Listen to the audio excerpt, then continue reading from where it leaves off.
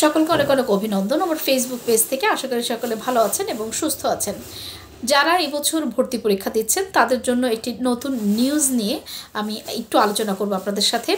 যে জাতীয় বিশ্ববিদ্যালয়ে ভর্তি পরীক্ষা দিতে হবে এবছর, আপনারা নিশ্চয়ই সবাই জেনেছেন। তবে সবচাইতে ভালো একটি নিউজ আমরা কালকে পেয়েছি, সেটি হচ্ছে এখন থেকে আপনারা বিভাগ পরিবর্তন করে পরীক্ষা দিতে পারবেন। অর্থাৎ ঢাকা বিশ্ববিদ্যালয়ে আগে যেমন আপনারা জেনেছিলেন যে ডি ইউনিটে পরীক্ষা দেওয়া যেত এক সময়, পরবর্তীতে অবশ্য সেটিও চেঞ্জ হয়ে গেছে।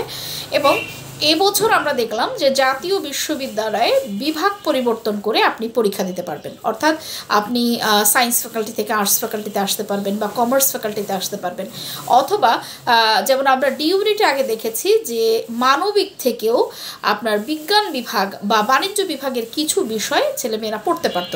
তো আমার মনে হয় যে অবশ্যই বিভাগ পরিবর্তনের সুযোগ থাকা উচিত।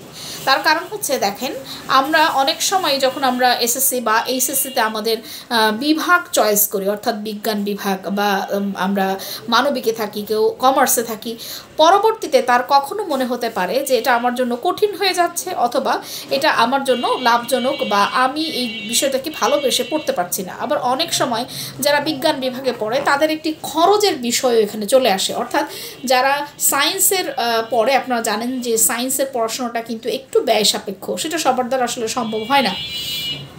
সো সেই হিসাবে বিভাগ পরিবর্তন যদি থাকে, সায়েন্সের ছেলেমেয়েরা চাইলো যে হ্যাঁ আমি ইংলিশে পড়বো বা ইকোনমিক্সে পড়বো বা অন্য কোনো সাবজেক্টে পড়বো, তাহলে সেক্ষেত্রে তার একটি সুযোগ থেকে যাচ্ছে। কিন্তু বিভাগ পরিবর্তনই না থাকলে কী ধরনের ভয়ঙ্কর সমস্যাগুলো হয় সেটা আমরা জিএসটিতে দেখেছি। অর্থাৎ সায়েন্সের ছেলেমেয়েদের আর মুভ করার কোনো সুযোগ থাকে না।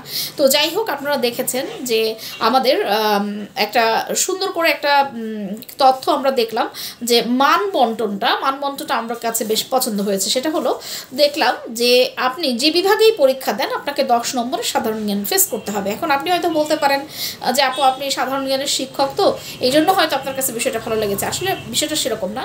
দেখেন, সাধারণ জ্ঞান আগে যখন 2015 সালের আগ পর্যন্ত যখন ভর্তি পরীক্ষা হতো জাতীয় ইউনিভার্সিটিতে, তখন আমার মনে পড়ে যে আপনার শুধু মানবিকে আপনার সাধারণ জ্ঞান আসতো এবং সেই সাধারণ জ্ঞানের নম্বর ছিল 25 নম্বর এবং বাদ বাকি তাদের নিজেদের সাবজেক্ট দিতে হতো। সেক্ষেত্রে আপনি যেহেতু পরবর্তী জীবনে চাকরির পরীক্ষার ক্ষেত্রে আপনি সাধারণ জ্ঞান ছাড়া দিতে পারছেন না, সেটা আপনি সায়েন্স ফ্যাকাল্টি থেকে আসেন বা কমার্স ফ্যাকাল্টি থেকে আসেন বা মানবিক থেকে আসেন, তাহলে আপনি ভর্তি পরীক্ষার সময় যদি প্রতিটা ইউনিটে কিছু কিছু সাধারণ জ্ঞান পড়ার অভ্যাস আপনার থাকে, তাহলে আপনি অবশ্যই ভালো করবেন। এবং দেখেন, বিজ্ঞানের একটা বড় অংশ কিন্তু আপনার ভর্তি পরীক্ষা দেয় মেডিকেলে, অর্থাৎ ইন্টারমিডিয়েটের শিক্ষার্থীদের মধ্যে একটা বড় অংশ মেডিকেলে পরীক্ষা দেয়। তো তাদের জন্য সায়েন্সে যদি 10 নম্বরের সাধারণ জ্ঞান এসেও থাকে, এটা খুব একটা কঠিন হবে না।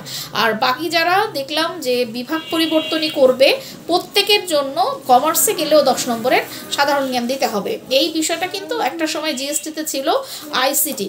তো আমার মনে হয় আইসিটির বদলে আপনার সাধারণ জ্ঞান দেওয়া অনেক ভালো। কারণ হচ্ছে আইসিটি বিষয়টা সবার জন্য এতটা সহজবোধ্য নয় এবং আমাদের দেশে আইসিটির যে কারিকুলামটা, এটা ভয়ঙ্কর রকমের একটা কারিকুলাম, যেটা আমাদের শিক্ষকরাই ভালোভাবে ওনারা খুব বেশি ভালো ডেলিভারি ছেলেমেয়েদেরকে দিতে পারেন এবং মফস্বলের অবস্থা আরও ভয়াবহ।